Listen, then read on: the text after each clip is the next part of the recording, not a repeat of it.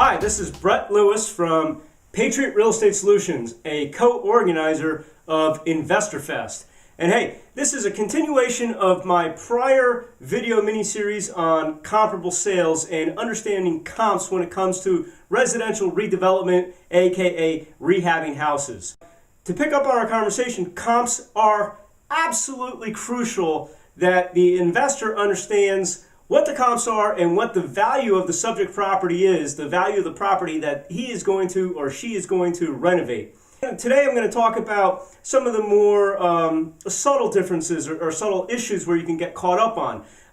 Now, these are things that investors may tend to overlook, experienced and novice investors, especially when you are at a point where you want to get that next project in the pipeline and you're itching to get that property. So magically, the blinders appear and you ignore all of these other issues when it comes to valuing property, and that is a huge mistake. Do not do it. For instance, you might be looking at that property with high tension lines that run right down the backyard. And you know what? Don't buy that one. Or if you do buy it, understand that the value of the property is going to be much less than other similar sized properties. Another one is, you're standing in the backyard or in the front yard of a property and you hear that, oh, that was an airplane landing in the airport behind the house. Again, when it's a seller's market, the blinders go up and you don't care about that stuff. But in a buyer's market or a normal market for that matter, be aware of that neighboring airport. And as the windows rattle when the airplanes are landing. Another one is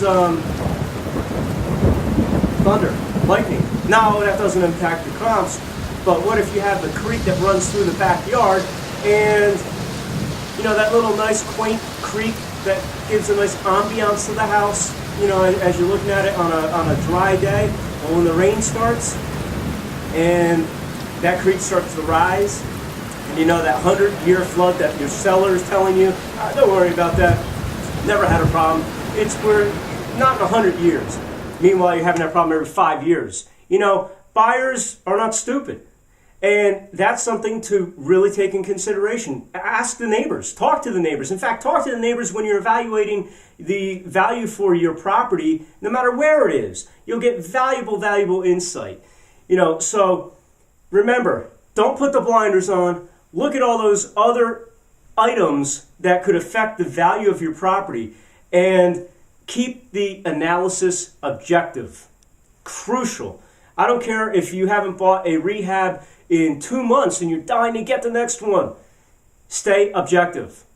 Okay? Now, that's all I'm going to talk about for comps. If you'd like to know more about that or other rehabbing topics, come out to InvestorFest and you can get more information at www.reinvestorfest.com, where you can learn more sophisticated strategies when it comes to rehabbing properties, wholesaling properties, private lending, commercial properties, apartment buying. We're going to be talking about a ton of stuff. So come on out for that. I'm excited and I hope you are as well.